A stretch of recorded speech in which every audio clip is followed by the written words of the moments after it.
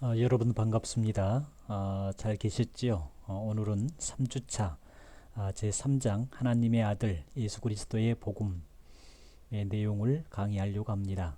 이 3장의 내용은 신약 성경 마가복음에 관한 말씀입니다. 사복음서에 가장 먼저 만들어진 책이 바로 이 마가복음입니다. 마태복음이 제일 먼저 있기 때문에 마태복음이 아니라 마가복음이 이제 사복음서에 가장 먼저 기록된 책으로 보시면 되고요. 그리고 이 마가복음은 예수님의 생애, 즉 예수님께서 태어나고 자라는 그런 내용을 언급하고 있지는 않습니다. 대신에 예수님의 삶의 기본적인 사건, 삶의 기본적인 이 사건을 기록해 놓은 책이 마가복음이라고 보시면 됩니다.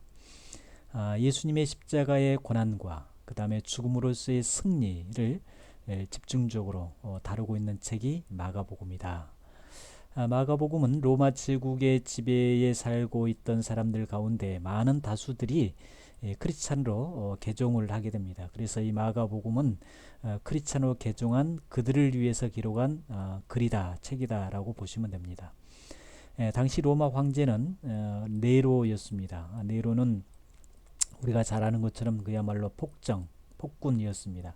그래서 많은 크리스찬들이 네로의 그 폭정에 의해서 고통과 시달림을 당하고 때로는 죽임을 당하기도 하였습니다. 그래서 그러한 박해로 신앙이 흔들리게 되고 때로는 이렇게 이제 배교까지 하게 됩니다. 그래서 이 마가복음을 쓴 목적이 뭐냐면 신앙이 흔들리고 배교하고 절망과 좌절하는 그런 모습을 보고서 그들의 믿음을 더욱더 견고히 할 필요가 있다고 생각해서 그들을 위해 쓴 책이 바로 마가복음이라고 보시면 됩니다. 자, 그렇다면 마가복음의 기록자는 누구인가? 마가복음의 기록자는 마가입니다. 그래서 마가는 또는 마가 요한이라고도 불리기도 합니다. 마가는 그 로마식 이름으로 마가이고 또 요한은 히브리식 이름으로 요한입니다. 그래서 마가는 이스라엘이 당시 로마의 속국이었기 때문에 이 두 개의 이름을 사용한 것으로 보여집니다. 그 다음에 마가 요한은 예루살렘 출신이었고 또 그의 어머니는 마리아였습니다. 여기서의 마리아는 그 예수님의 어머니 마리아가 아닙니다. 마가 요한의 어머니 마리아입니다. 근데 이 마리아는 예수님을 신뢰하고 또 따르는 여인 중에 아주 측근 중에 한 사람으로 보여집니다. 그래서 우리가 성경에 보면 최후의 만찬을 하시게 되는데 최후의 만찬했던 장소가 바로 그 마리아의 집입니다. 그래서 성경의 기록에 놓을 때 마가 다락방이라고 이렇게 표시해 놓았습니다. 그 다음에 마가는 누구인가? 비겁자입니다. 마가는 다락방에서 최후의 만찬을 마치신 예수님을 배웅하고 정리한 후에 잠에 들게 되죠. 그런데 갑자기 밖에서 시끄러운 소리가 들리게 됩니다. 그래서 소리에 의해서 깨어나서 덮고 있던 혼이불을 몸에 걸치고 밖으로 나가서 구경을 하게 됩니다. 그때 가장 존경한 예수님께서 군사들에게 체포되어 끌려가는 장면을 목격하게 됩니다. 도저히 이해가 되지 않아서 그 뒤를 따라가던 중에 주변에 있는 사람들이 이 마가를 보고서 하는 말이 저 사람도 예수와 함께 있던 사람이다 라고 소리를 치게 됩니다. 그러자 마가가 그 소리를 듣고 걸치고 있던 혼이불을 벗어 던져버리고 그 벌거벗은 몸으로 도망을 가게 됩니다. 그가 얼마나 위기 상황에서 비겁한 모습을 보여주는가를 알 수가 있죠. 그 다음에 세 번째, 회심하게 됩니다. 마가는 이 사건을 계기로 삶의 그 변화가 일어납니다. 그 변화의 계기가 뭐냐면 예수님이 돌아가시고 부활하신 그분을 먼저 보기도 했고 또 하늘로 승천하신 모습을 봄으로써 결국 그가 삶의 변화가 일어나게 된 거다. 체험을 통해서 회심을 하게 되었다라고 보여집니다.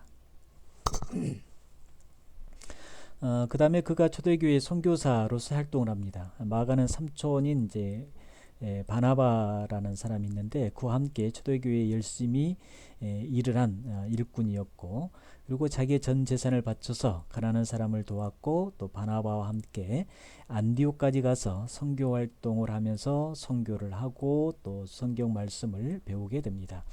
근데 중요한 것은 그곳에서 누구를 만나게 되냐면 사도 바울을 만나게 됩니다. 그런데 또다시 실패를 합니다. 실패 내용을 살펴보면 마가는 바나바와 함께 바울을 따라서 선교 여행을 합니다. 그런데 마가가 그들의 수행원이 되어서 선교 사역에 적극적으로 동참하면서 삼촌이 살고 있던 키프로스 섬까지 가게 됩니다. 근데 그곳에 무당하던 그 엘루마라는 사람이 있었는데 그 사람이 선교를 방해를 합니다. 그러자 바울이 그 사람에게 이제 얘기를 하는데, 모든 거짓과 악행이 가득한 자요, 또 마귀의 자식이요, 모든 의의 온수여, 주의 바른 길을 곱게 하기를 그치지 아니하겠느냐. 보라, 이제 주의 손이 네 위에 있으리니 네가 맹인이 되어 얼마 동안 해를 보지 못하리라 하니, 즉시 안개와 어둠이 그를 덮여 맹인이 되었고 안내할 사람을 두게 되었다. 이 말씀이 있습니다. 이 사건으로 인해서 그 지역의 많은 사람들이 이제 예수님을 믿는 크리스천이 되는 계기가 되기도 하죠. 선교 사역은 평탄하지 못하였습니다. 여러 가지 어려움과 고통을 당하게 되었고, 생각하는 만큼 또 쉽게 진행되지 않았습니다. 그래서 지중해 지역에 습도가 높았기 때문에 말라리아와 같은 또 질병에 시달림을 당하기도 해야 했습니다. 그래서 이 마가는 이런 열악한 환경으로 몸이 이제 쇠약해지고 결국은 이런 환경을 극복하지 못하고 선교를 포기하고 바울의 일행에서 떠나게 됩니다. 이게 바로 두 번째 실패입니다. 그러자 다시 회복을 합니다. 마가는 그 후에 바나바와 함께 선교 여행에 동행하면서 잃어버린 신뢰를 회복을 합니다. 나중에는 바울에게 인정받아서 골로새 교회의 사자로 파송을 받게 되고, 그리고 결국 동역자로 인정되어 유익한 사람으로 불리움을 받게 됩니다. 베드로는 그를 자기 아들이라고 이렇게 부를 정도의 사랑과 신뢰를 보내주고 있습니다. 고난받는 것을 두려워 회피한 마가가 나중에는 고난받는 복음에 아주 유익한 사람이 되었다.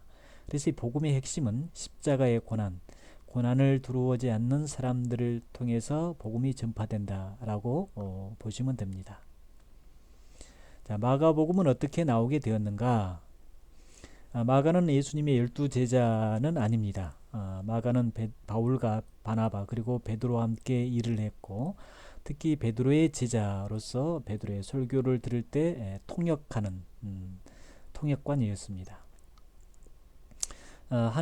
예수님이 하늘로 올라간 후에 승천하신 걸 말씀하시죠. 승천하신 후에 제자들이 이제 사도행전에 교회를 세우게 되죠. 그래서 바울의 선교 여행과 편지를 통해서 곳곳에 교회가 미리 자리를 잡게 되었고, 또 바울의 편지 서신에 보면 예수님의 말씀도 들어있지만 주로 예수님의 십자가, 또 부활, 재림, 또 신앙생활의 중요성을 서신을 통해서 다루고 있다라고 보여집니다.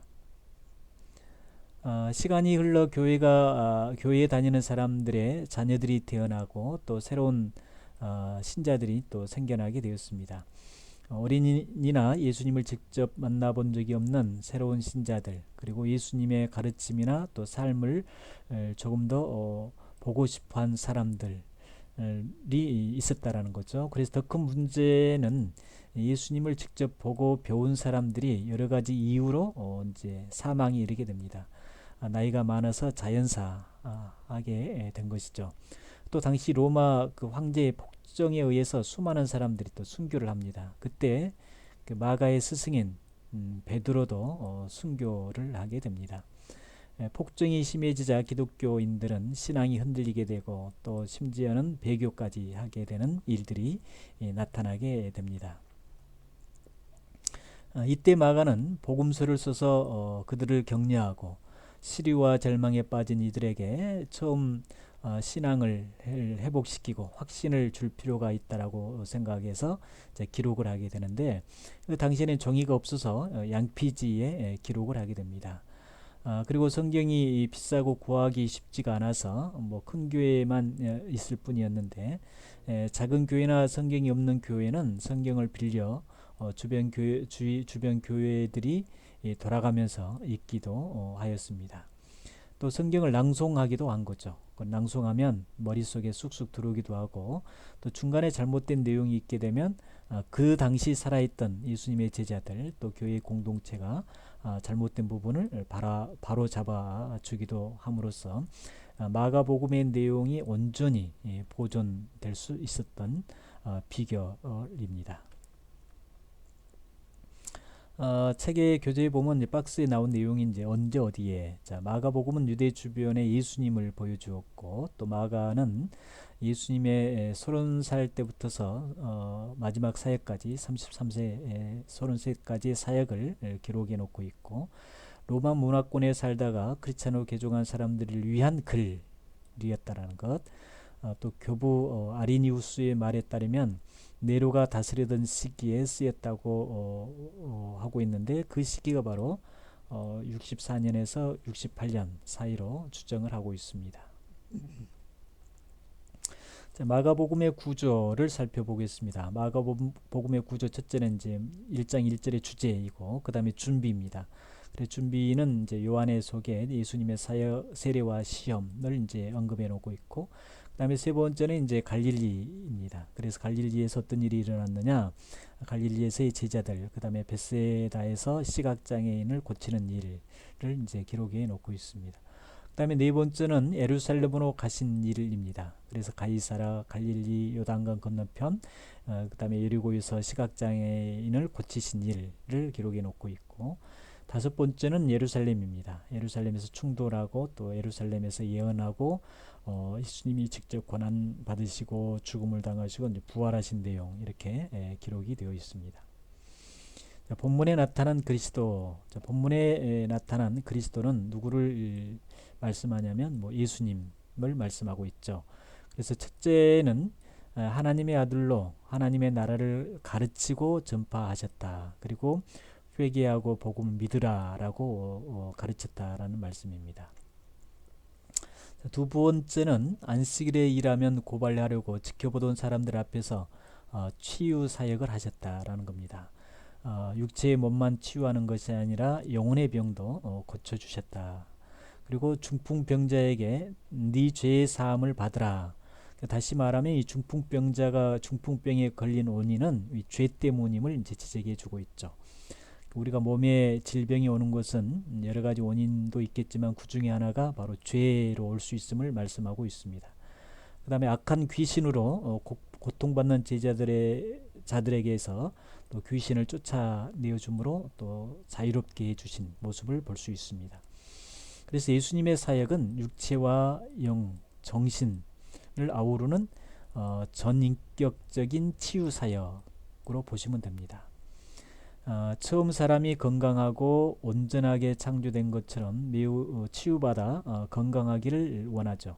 그래서 시각장애인이 치유받아 보게 되고 다시 더 환하게 보게 된 것처럼 청각장애인이 듣고 말하게 된 것 같이 마가는 모든 사람이 예수님을 밝히 보고 그 말씀을 듣고 깨닫기를 원하는 것으로 이렇게 해석할 수 있습니다. 세 번째는 제자들을 부르고 세우시고 또 섬김의 리더십을 가르쳐 주셨습니다. 네 번째는 그 당시 전통과 율법에 기초한 유대 종교 지도자들에게 무엇이 잘못되었는가를 지적하면서 논쟁하고 개혁하고자 했다. 그래서 예수님을 통하여 법 넘어 법정신을 배우게 됩니다. 다섯 번째는 예수님은 많은 고난을 받고 죽음을 당한 후에 며칠 만에 사흘 만에 다시 살아나심을 예언을 하셨습니다. 그리고 피하지 않고 피하지 않는 건 죽음을 피하지 않았다는 얘기죠. 죽음을 피하지 아니하시고 실제로 십자가에 달려 죽음을 당한 후에 3일 만에 다시 부활을 하셨습니다. 마지막으로는 예수님은 누구의 친구인가? 그래서 예수님은 가난하고 병든 자, 소외받는 사람, 사람들에게 멸시와 무시받는 세리와 죄인들의 친구였습니다. 그리고 그들과 함께 또 식사도 하기도 하셨습니다. 이것은 무엇을 의미하냐면 예수님은 모든 사람들의 친구이시고 보시 되신다라는 것을 말씀합니다. 자, 핵심 주제와 메시지를 살펴보도록 하겠습니다. 마가복음의 핵심 주제 메시지는 복음의 시작이다랍니다. 시작이라고 말씀하고 있습니다. 자, 하나님의 아들 예수 그리스도의 복음의 시작이라. 그러니까 마가복음의 1장 1절은 그리스도의 복음의 시작을 선포하고 있는 거죠. 그 다음에 이 복음이라는 말은 뭐 황제의 유행어 있죠. 광장이 많은 사람들에게 이제 소식을 전하기 위해서 사용했던 내용이 이제 복음인데, 이 복음을 패러디해서 마가는 예수님의 이야기로 사용을 했습니다. 그래서 그 왕이 예수님이시고 예수님이 세상의 모든 일의 최종 승리자이심을 이제 발표를 합니다. 예수님이 왕이 되는 복음, 또 예수님이 세상 마지막에 승리하신 하나님의 나라의 복음, 또 그 나라에 들어가는 생명의 복음, 그 복음의 시작을 알리고 있다. 두 번째는 하나님의 아들입니다. 로마 신들은 한둘이 아니라 무수히 많죠. 신들끼리 뭐 결혼도 하고 아이도 낳고 또 얽히고 설켜서 뭐 싸움도 하고 그런 게 이제 로마 신화인데, 그리스 로마 신화. 어쩌면 그 신들이 지역이나 어떤 일을 담당하는 신들을 이었습니다. 그래서 보면 뭐 5만 가지 신들이 많이 있는데, 술의 신 바카스죠. 바다의 신 포세이돈. 우리나라에도 뭐 신들이 많이 있는 것처럼 굉장히 많은 신들이 존재했습니다.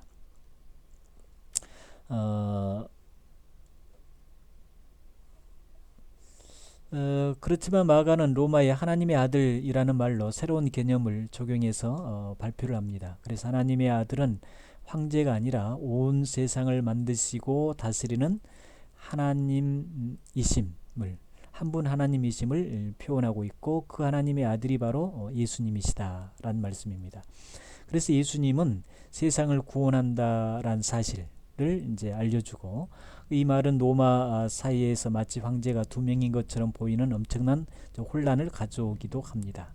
한편 예수님을 하나님의 아들로 믿고 따르는 사람들에게는 생명의 위협이 될 수 있는 또 혁명적인 말이기도 합니다. 예수님은 다른 이들로부터 하나님의 아들로 불리워졌을 뿐만 아니라 자신도 또 하나님의 아들로 생각했으며 하나님의 아들답게 말하고 또 행동을 했습니다. 세 번째는 인류의 구원자 그리스도이십니다. 예수님은 제자들에게 묻습니다.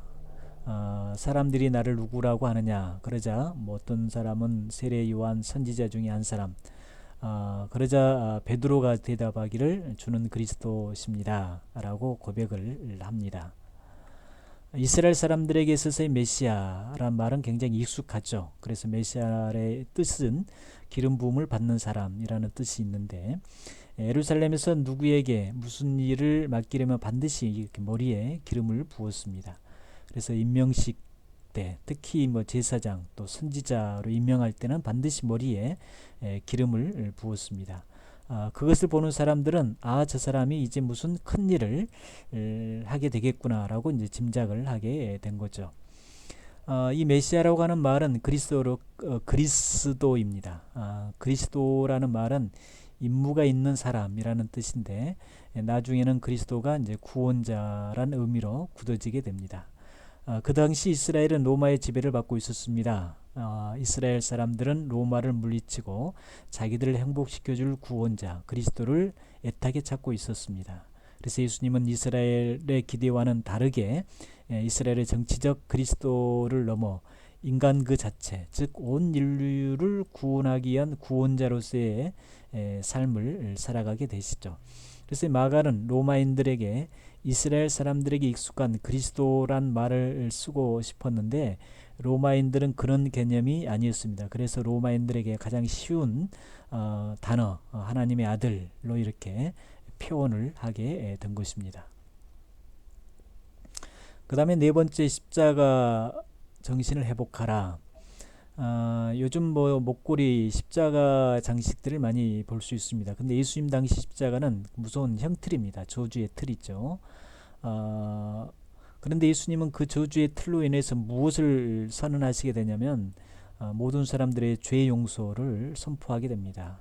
그래서 하나님의 아들로서 십자가를 지지 않을 능력도 있었고 또 기적을 통해서, 예수님의 기적을 통해서 빠져나갈 수도 있지만, 그러나 십자가를 통해서 이 땅의 모든 사람들을 죄에서 건져내 주기 위하여 기꺼이 십자가의 돌아가심을 보여줍니다. 그래서 그 모습을 바라보았던 백부장은 과연 하나님의 아들이라고 이렇게 표현을 하죠. 그래서 십자가는 저주의 틀이지만 오늘날 우리가 십자가는 예수님의 사랑, 그 다음에 뭐 희생, 또 뭐 구원의 상징으로 이렇게 보시면 됩니다.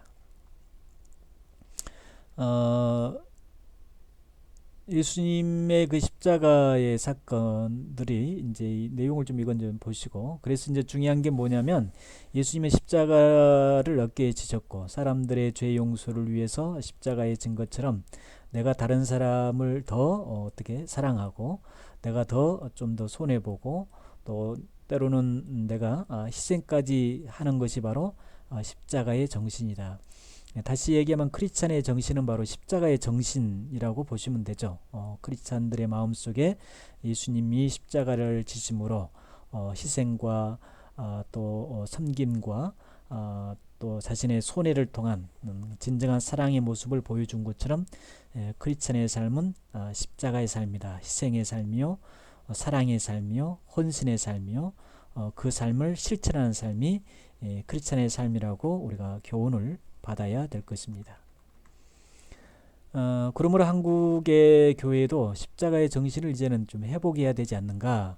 그래서 누가 더 크냐가 아니라 누가 더 십자가를 바르게 이해하고 그것을 지고 살면서 실천하는 삶을 사느냐가 중요한 핵심이 아닐까 싶습니다. 그래서 예수님도 마가복음 10장 45절의 핵심 내용이 뭐냐면 인자는 예수님을 얘기합니다. 인자가 이 세상에 온 것은 많은 사람들에게 이렇게 섬김을 받으려고 온 것이 아니라 오히려 뭐하기 위해서? 섬기기 위해서. 또 뭐하기 위해서? 그렇습니다. 자기 목숨을 많은 사람들에게 대속물로 주기 위해서 오셨다. 예수님이 십자가의 삶을 살기 위해서 오셨다라고 말씀하십니다. 그래서 마가복음에 있어서 가장 큰 계명은 뭐라고 말씀하시냐면 딱 두 가지로 요약을 해놨습니다.